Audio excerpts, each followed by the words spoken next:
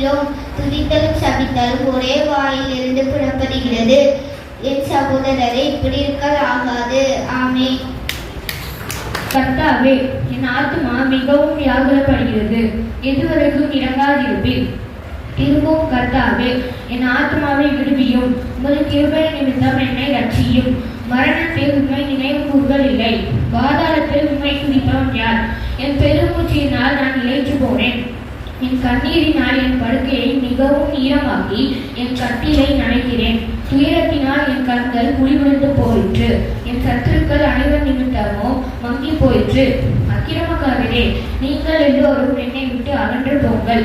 கர்த்தர் என் அழுகையின் சத்தத்தை கேட்டார். கர்த்தர் என் விண்ணப்பத்தை கேட்டார். கர்த்தரின் ஜெபத்தை ஏற்றுக்கொள்வார். இதே வசனம் ஆங்கிலத்தில். O Lord, rebuke me, not in your anger, nor in your discipline me in your wrath.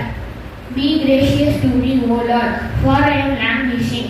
Heal me, O Lord, for my bones are troubled, my soul also troubled.